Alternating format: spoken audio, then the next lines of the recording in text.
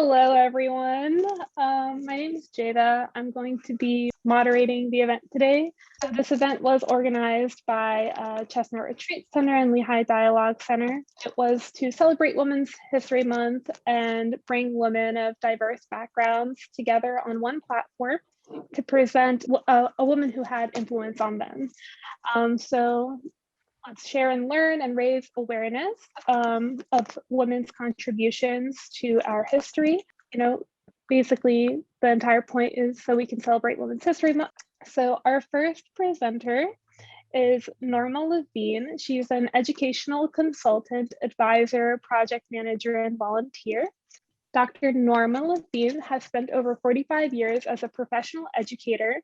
Her teaching experiences include work with adults and children in general education populations, special needs students, and multi-ethnic learners.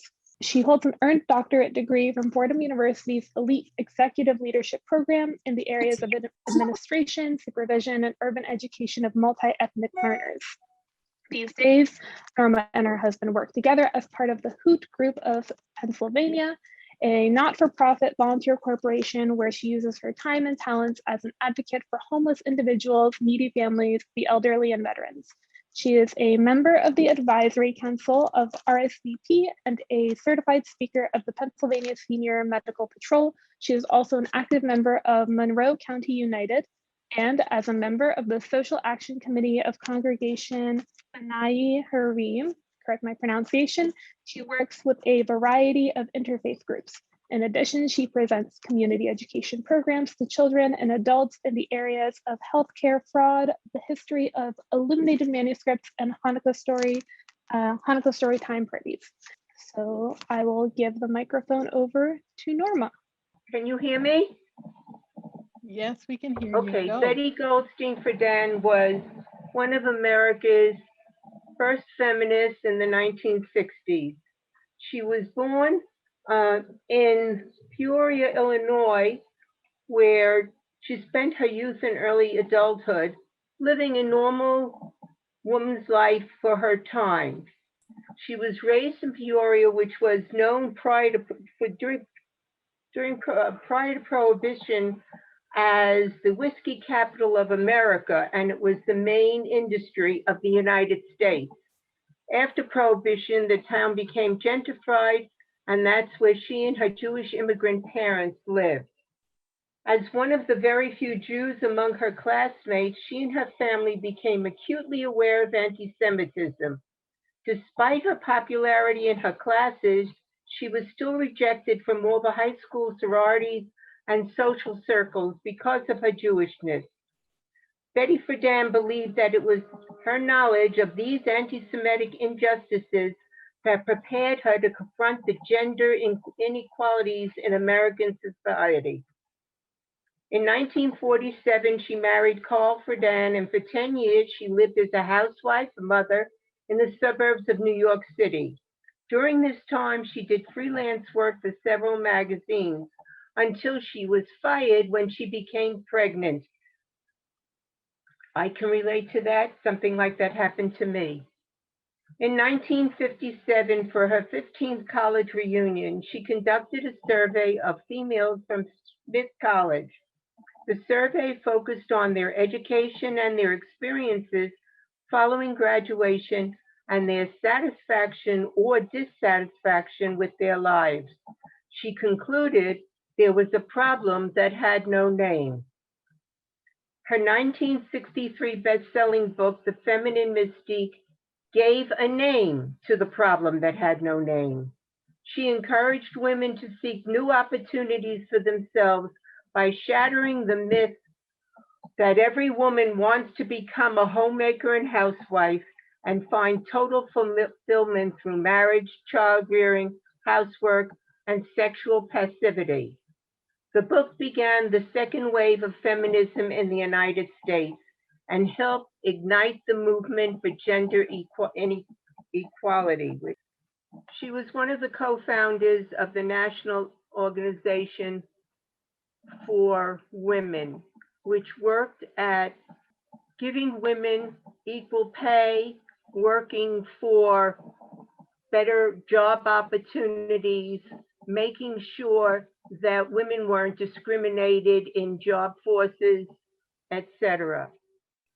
2 years later, on the August 26th, on the 50th anniversary of women's suffragists, Friedan helped organize a national women's strike for equality, in which over 40,000 women, myself included, marched down Fifth Avenue in New York City.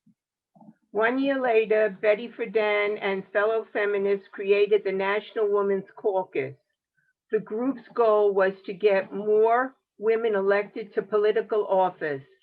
They were famous for their motto, "Make policy, not coffee." However, younger women in the group felt that the movement didn't go far enough because it didn't deal with the issues of race and sexuality. And so the torch was passed to the third wave of feminists. Betty Friedan, writer, feminist, woman activist, director of the first Women's Bank and Trust Company, indicted into the National Women's Hall of Fame. We applaud you. Thank you, Norma. Thank you. It's a great share. I want to read a little quote before we move on to our next speaker. Women train and educate children and establish order, peace, and harmony. They are the first teachers in the school of humanity. Next, Laura Lawrence will present Tahirih, also known as Zarrin-Taj and Qurratu'l-Ayn. She was born and raised in Boston, Massachusetts, and attended Suffolk University in Boston and DeSales University in Lehigh Valley. She's a retired member of MIT, where she was the first woman to be employed in the Institute's Computer Processing Center in the 70s. And she has interned at the United Nations in New York for the Office of Women at the Baha'i International Office. She's been working at the local NPR radio station, WDIY, since 2007 as an office manager and voiceover artist. And she is currently an officer of the NAACP, the National Association for the Advancement of Colored People, and is also currently a member of the Interfaith Action Committee associated with the Council of Churches in Allentown and the Interfaith Dialogue Committee associated with the Respect Graduate Center here in Bethlehem. Respect Graduate School in Bethlehem. She has attended the 100th anniversary of the Parliament of Religions in Chicago and is a part of the commemoration of the first local Parliament of Religions at Cedar Crest College in Allentown in 1993. In the Baha'i community, she has served on its democratically elected Assembly of 9 for over 40 years that guides, protects, and serves both the local Baha'i community and the greater city of Bethlehem. And she's been an organizer of the 100th anniversary of the birth of Baha'u'llah celebration and commemoration, and the 100th anniversary of the birth of the Bab celebration in the greater Lehigh Valley. She has spoken in public and has conducted classes about prayer and the need for a spiritual life, the equality of men and women, the elimination of racism, the functions of the United Nations, and the history and current activities of the Baha'i faith and the unity of religions. She is married with one son and is currently living in Bethlehem. So I will hand over the mic to her. Thank you so much, Shida. That was a lot. I'm going to speak about a woman named Tahirih, and she was from Iran. But first, to know something about Tahirih, you have to know a little bit about my religion and the precursor to my religion, the Babi and the Baha'i faiths. So bear with me, and I'll get you through this. Some of you are already familiar, I think, with the Baha'i faith, of which I am a follower. And Baha'i means follower of the glory, and we are followers of Baha'u'llah, which means the glory of God in Arabic. Baha'u'llah was a person, was what we call a messenger of God.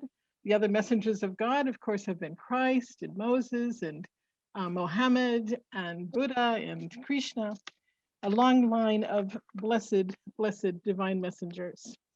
Baha'u'llah was born in Tehran in 1817 and died as a prisoner of the Ottoman Turkish Empire in what is now Israel. Before the coming of Baha'u'llah, there was another messenger of God, and we call him the Bab. His official title was the Bab, which means the gate in Arabic. And like a gate that one goes through, we actually go through the Bab to be with Baha'u'llah, very much like the John the Baptist is to Christ. So he was known as the Bab, and the Bab was born in 1819 and died by firing squad in 1850 by the order of the Persian government. So what has this to do with the woman that I'm about to tell you about? She was a follower of the Bab, and she was the first woman to be an actual disciple of a messenger of God. No other woman was ever designated as an actual disciple of a messenger of God. She was the first. Her name was Tahirih or Qurratu'l-Ayn, which means solace of the eyes, or Zarrin-Taj, crown of gold. She was born Fatima Baragandi to a very conservative Shiite Muslim family. And she was born between 1814 and 1819. We're not exactly sure when she was born. And the reason for that is that in that part of the world, especially with women, women were not highly regarded and not necessarily worthy of record keeping. It's very hard to get records about women during that period. Also, after her death, much of her papers were destroyed. She was and is a famous poet and is renowned for her love of the divine, very much like in the tradition of Rumi. You know how when Rumi speaks of love, he's speaking mostly of the love of God. Well, Tahirih is that kind of poet, speaking of the love of God. But much of her love is centered around the Bab. She was the 17th person to recognize the Bab, and as I said before, she was the only woman, and she was the only disciple that didn't meet him face to face. She said that they would communicate in the worlds of the spirit. That's what she would say.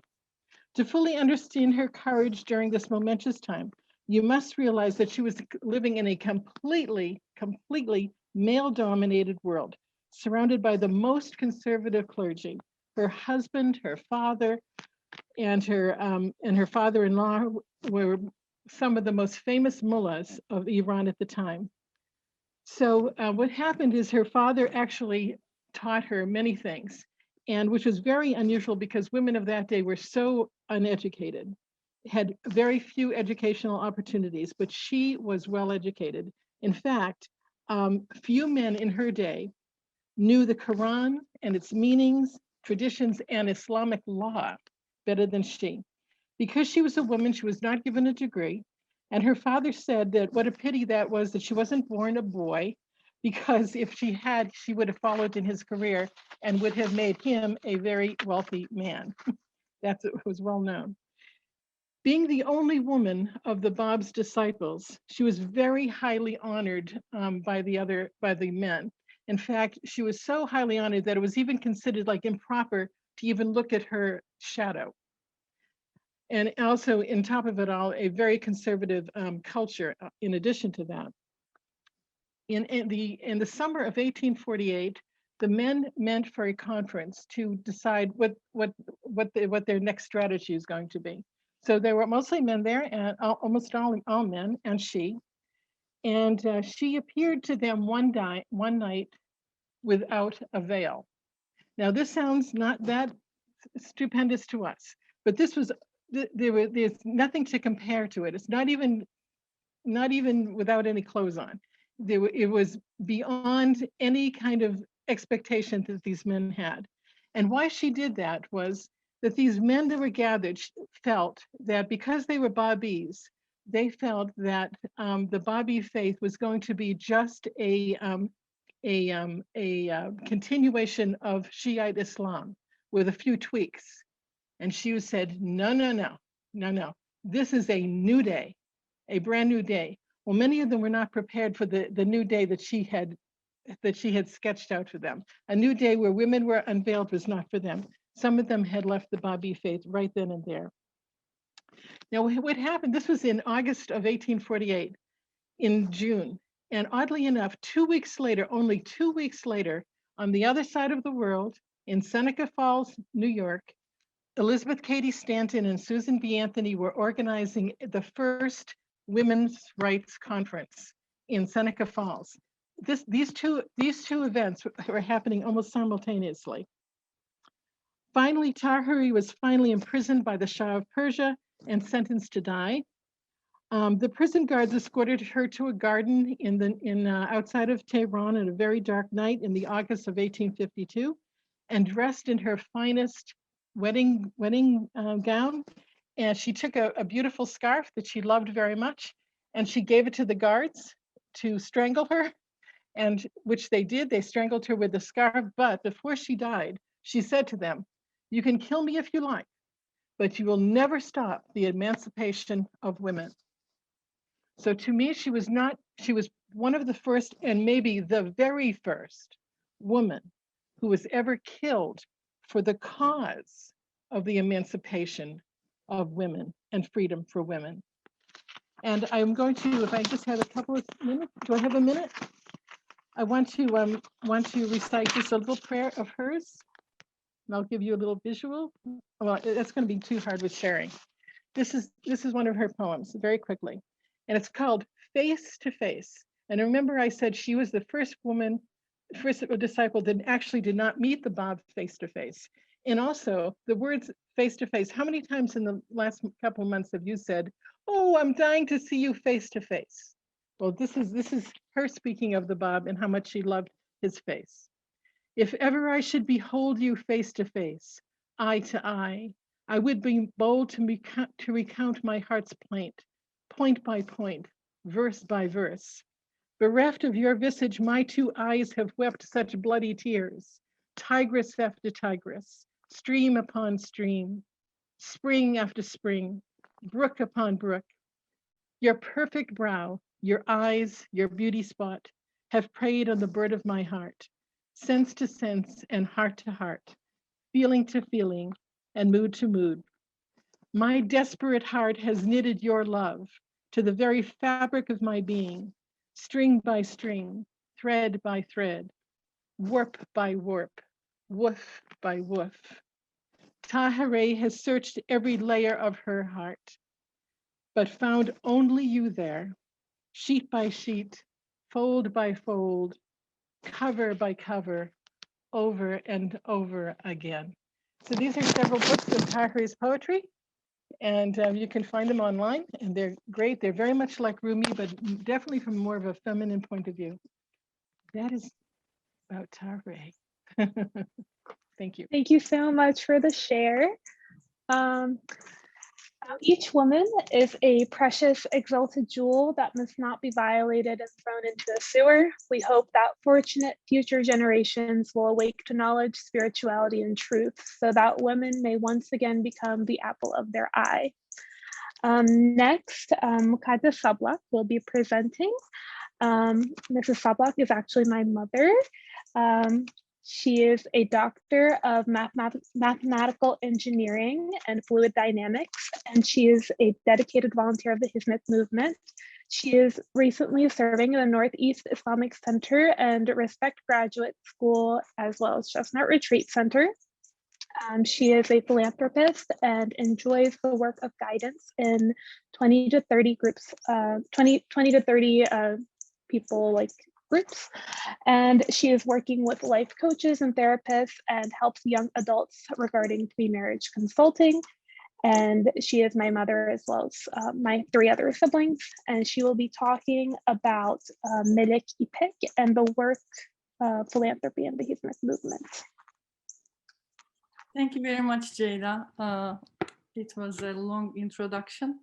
I like to talk about Melek Ipek today. She also has a very famous role model, Khadija bint Khuwaylid. We are going to talk about one word and 2 women who spend their life in God's cause. And at the end, we will learn about the philanthropy in Hizmet movement, how we understand God's work and how we help in the community, which kind of understanding we have about these issues of the world, important issues of the world and community. I like to start with a supplication. This is the actual introduction of Quran. It is just 7 verses, and we read this every day, 5 times a day during our prayers. and totally at least 40 times we repeat this supplication. It affects our life very deeply, and it is very deep and meaningful supplication for every Muslim. Bismillahirrahmanirrahim. In the name of God, the all-merciful, the all-compassionate. All praise and gratitude are for God, the Lord of the worlds, or the universes, the all-merciful, the all-compassionate, the master of the day of judgment. You alone do we worship, and from you alone do we seek help. Which kind of help do we seek from you? What is our the most important need? It's the guidance. Oh my Almighty God, guide us to the straight path. Oh my Allah, guide us to the straight path.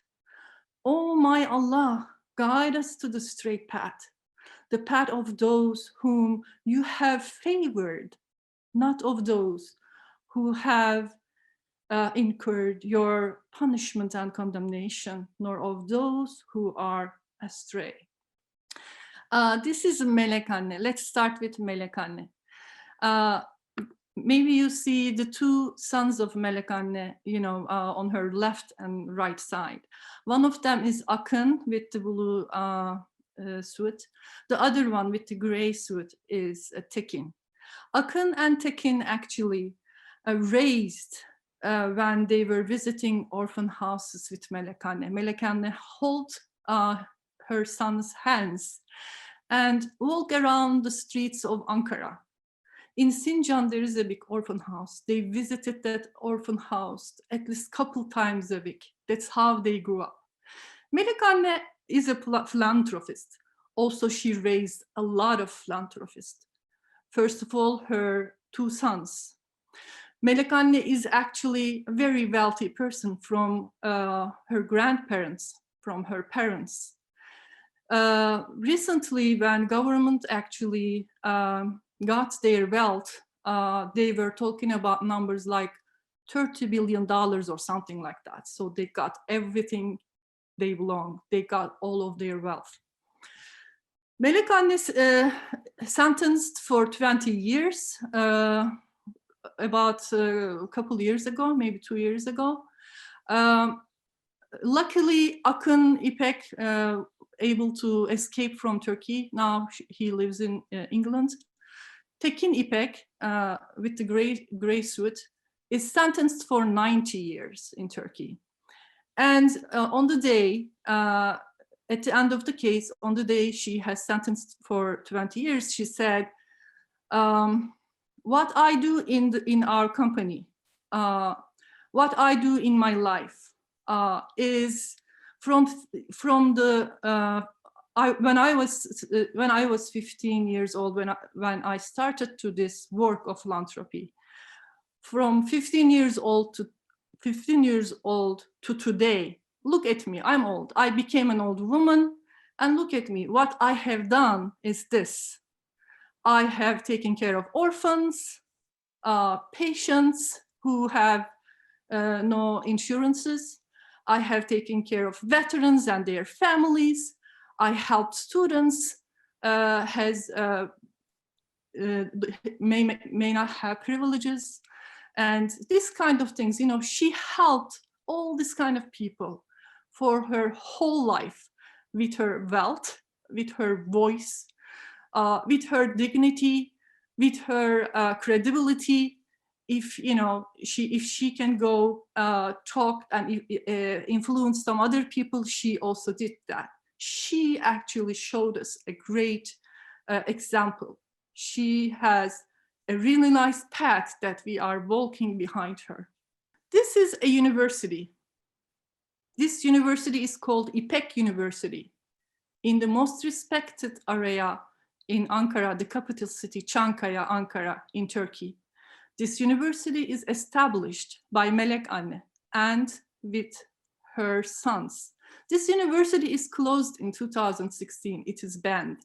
Melek Anne was giving a lot of tuitions, at least 300 students every year. full tuitions. She was supporting those also students with other needs.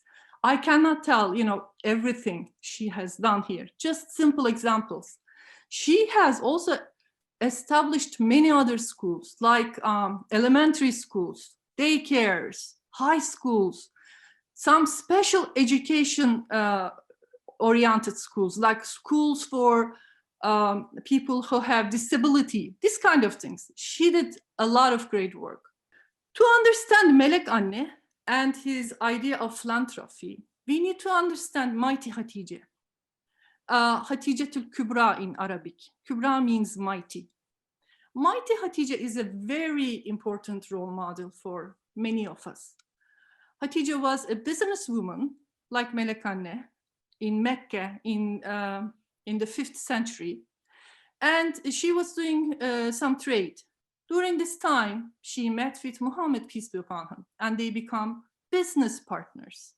First, they worked together and they understood each other and they enjoyed each other's company. And they become husband and wife.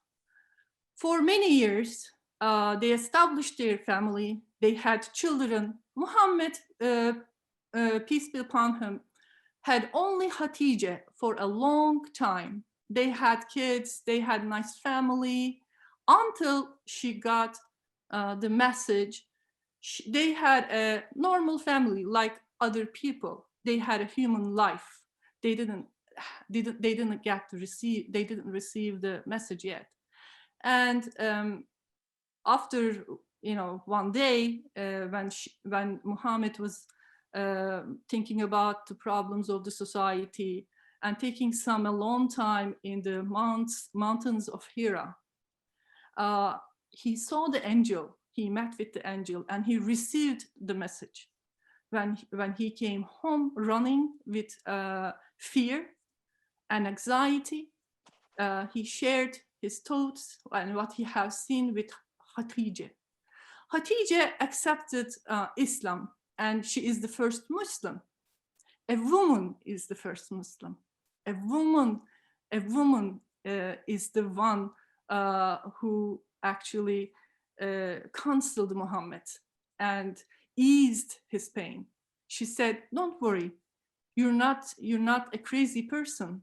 You received a message given by God. The message is taken by others like Jesus, Moses, and Dawood and Noah, etc." And she did support Muhammad with her life, with her credibility, with her wealth, like Melek Anne. All of her life dedicated to Islam, dedicated to Muslim community, dedicated to needy people. She spent all of her wealth on this way, on this path. So we understood that Melek Anne followed her footsteps. We see that. And she was a very, very important philanthropist, role model for Melek Anne and many other Muslims. When we asked Muhammad, peace be upon him, when they asked him, she said the most important gift, bounty, to him was Khadija. He is provisioned with Khadija's love. And when we asked Khadija, Khadija's supplication was this: "Oh my Almighty God, make me closer to what you love, who you love, what you wanted." And we see a big love story behind their marriage life, and after the message, their service life. We see a big love story. To understand these two women, we understand just one word for Quran. As you listened, I shared you the supplication that we read every day. And this supplication is guide us to the straight path. When we open the next chapter in the Quran, it starts like this: Elif Lam Mim, Dhalikal Kitab, which means welcome. This is the book. This is the book. This is an honored, matchless book. There is no doubt about this book.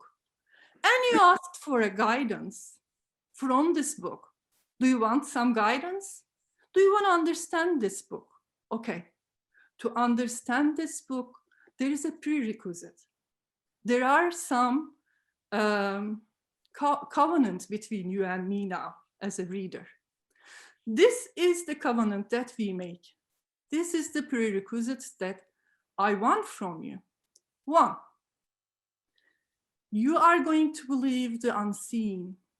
2, you are going to establish the daily prayers and continue asking for guidance every day.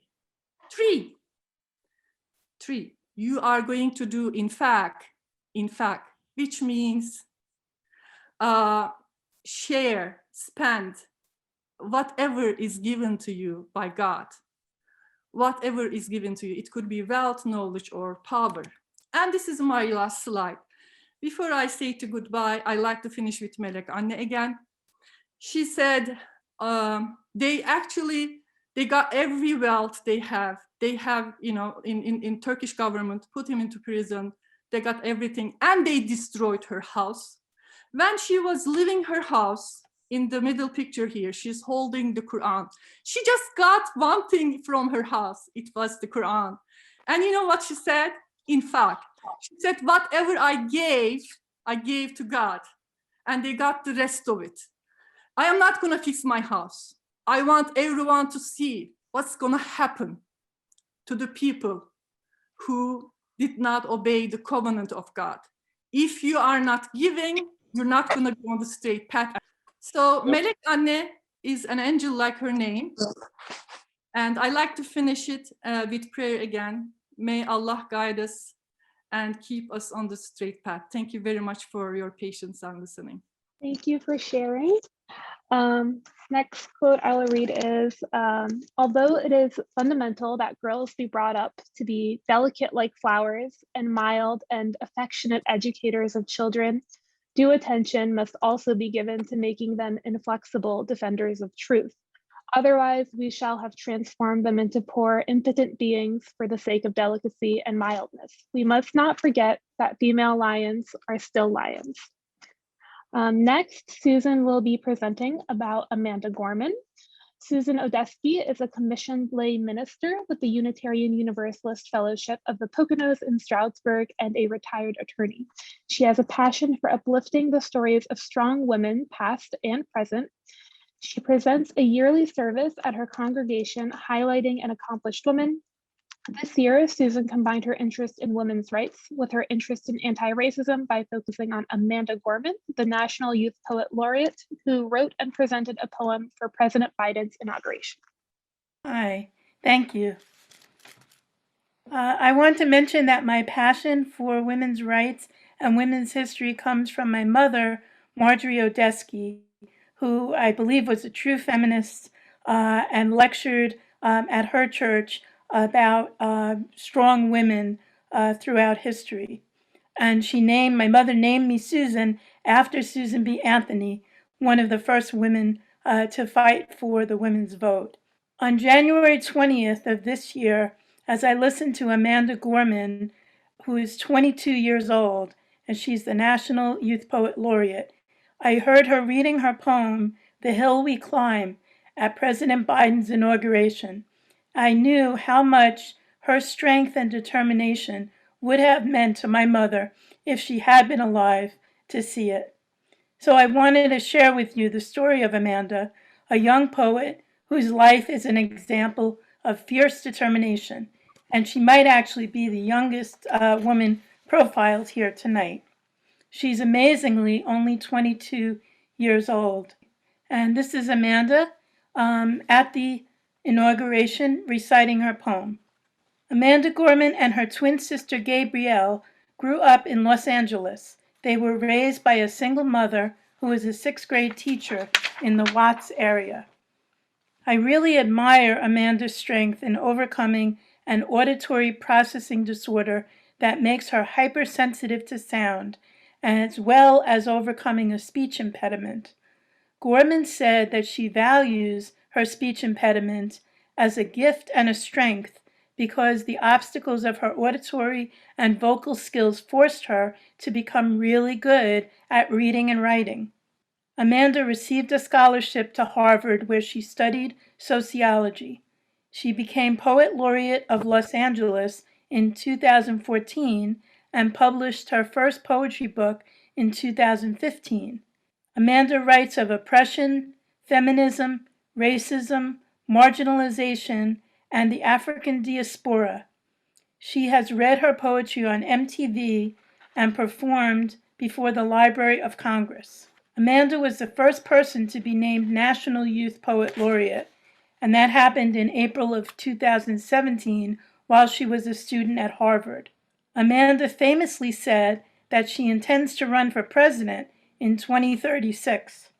She has been signed by a modeling agency and has a deal to write more poetry books, including a children's book.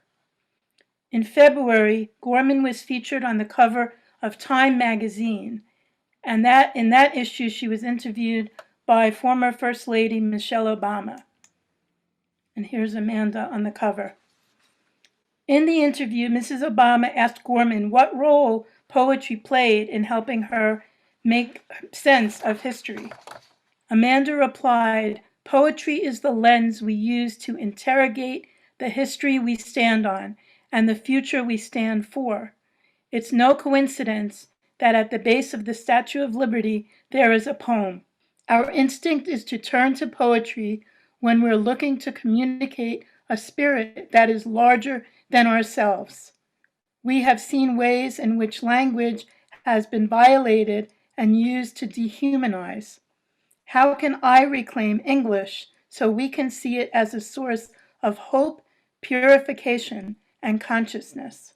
Well, with her wonderful poems, Amanda Gorman sets about reclaiming English in ways that have restored our souls and sent a clear message that she will not be kept down or silenced, and neither should we. Amanda has shown amazing resilience in thriving, despite her auditory and speech issues, despite being raised by a single mother, and despite just last month being subjected to an incident of racial profiling. Through her poems, Amanda has been able to bring an optimism to the challenges of the systemic racism and white supremacy culture that is so destructive to all of us. Now, even though the subjects of Amanda's poems are often very difficult and painful, she manages to maintain an optimism that is apparent both in the words of her poems and in her body language as she recites them. One of my favorite poems by Amanda is The Miracle of Mourning, which gives me so much hope in these challenging times. And I just wanted to play Amanda reading the poem, which is pretty short. This is The Miracle of Mourning. Hi, I'm Amanda Gorman, and this is my poem, The Miracle of Mourning. I thought I'd awaken to a world in mourning, heavy clouds clouding, a society storming, but there's something different on this golden morning, something magical in the sunlight, wide and warming. I see a dad with a stroller taking a jog across the street. A bright-eyed girl chases her dog. A grandma on a porch fingers her rosaries. She grins as her young neighbor brings her groceries while we might feel small, separate, and all alone. Our people have never been more closely tethered because the question isn't if we can weather this unknown, but how we will weather this unknown together. So on this meaningful morn, we mourn and we mend like light we can't be broken. Even when we bend as one, we will defeat both despair and disease. We stand with healthcare heroes and all employees, with families, libraries, waiters, schools, artists, businesses, restaurants, and hospitals hit hardest. We ignite, not in the light, but in lack thereof. For it is in loss that we truly learn to love. In this chaos, we will discover clarity. In suffering, we must find solidarity, for it or grief that gives us our gratitude, shows us how to find hope if we ever shall lose it. So ensure that this ache wasn't endured in vain. Do not ignore the pain. give it purpose, use it, read children's books, dance alone to DJ music, know that this distance will make our hearts grow fonder. From a wave of woes, our world will emerge stronger. We'll observe how the burdens braved by humankind are also the moments that make us humans kind. Let each dawn find us courageous, brought closer, heeding the lights before the fight is over. When this ends, we'll smile sweetly, finally seeing in testing times we became the best of beings. Okay. For me, Amanda Gorman fills me with a deep sense that overcoming obstacles is possible. It's very easy in these times to get mired in the feeling that change is too difficult and too uncomfortable. But at the inauguration on January 20th, a young poet spoke with a confidence that was infectious, a confidence that perhaps there is hope to defeat the darkest impulses of this country. I felt Amanda Gorman's words deep in my core that day.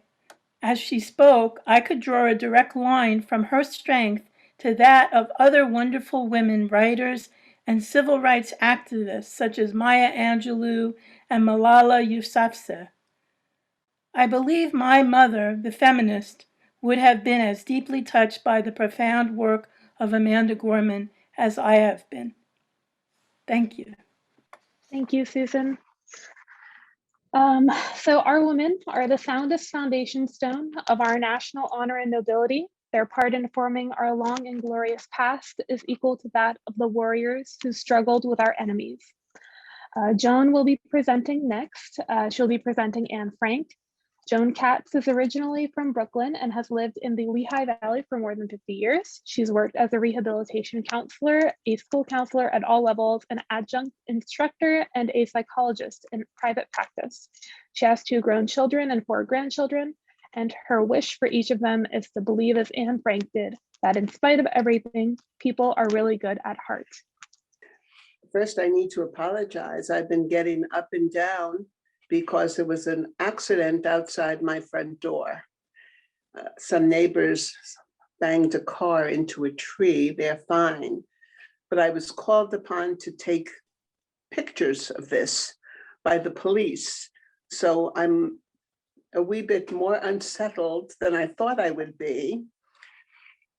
Yet I'm much older than 13-year-old Anne Frank, that I can muster the courageous soulfulness that Anne Frank was able to muster as I share with you my sense of who she is. In both my personal and professional lives, I am in awe of people who deal with adversity with acceptance and grace, people who find meaning and make meaning from horrific circumstances, people who don't say, why me, but rather, why anybody? People who believe, as Anne did, where there is hope, there is life. I am keenly aware that choosing to speak about Anne Frank speaks not only to my great, great regard for her, but also for my deep and abiding hope that each of us can make a difference in the lives of all of us. Anne Frank and her family and 4 other people lived in a secret annex for 761 days. Imagine, we in this country, many of us have been in quarantine for 1 year. This is 761 days, 25 months. Otto Frank, Anne's father, thought he was well prepared. He left Germany in 1933 when the Nazis gained control, recognizing that life for Jewish people was no longer safe. He was hopeful that Amsterdam would prove a safe haven, and for many years it was. Yet on July 9, 1942, when Anne's sister Margot received a work order to report to a specific work camp, the Franks moved into several rooms above Otto's business. 8 adults, including 13-year-old Anne, lived in this small space cared for by business associates. until August 4th, 1944, when their hiding place was revealed and they were transported to Auschwitz and Bergen-Belsen.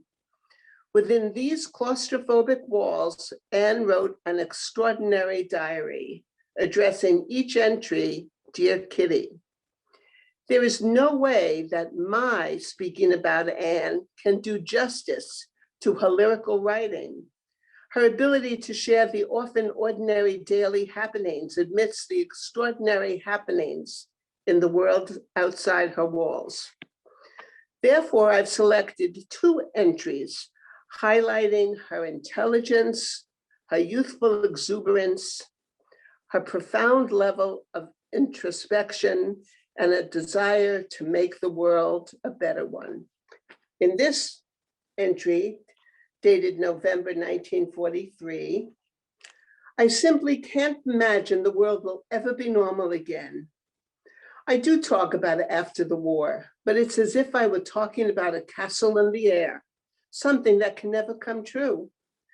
I see the 8 of us in the annex as if we were a patch of blue sky, surrounded by menacing black clouds. The perfectly round spot on which we're standing is still safe, but the clouds are moving in on us, and the ring between us and the approaching danger is being pulled tighter and tighter. We're surrounded by darkness and danger, and in our desperate search for a way out, we keep bumping into each other. We look at the fighting down below and the peace and beauty up above. In the meantime, we've been cut off by the dark mass of clouds so that we can go neither up nor down. It looms before us like an impenetrable wall trying to crush us, but not yet able to. I can only cry out and implore, "Oh, ring, ring, open wide and let us out." That was written by a 13-year-old. From the sublime to the ridiculous, because Anne has been described as heroic and young and adolescent and foolish and silly, here comes what some consider the foolish and silly. Remember, she's still 13. Dear Kitty, you asked me my hobbies and interests, and I'd like to answer, but I better warn you, I have lots of them, so don't be surprised. First of all, writing, but I don't think of that as a hobby. That's what I want to be when I grow old.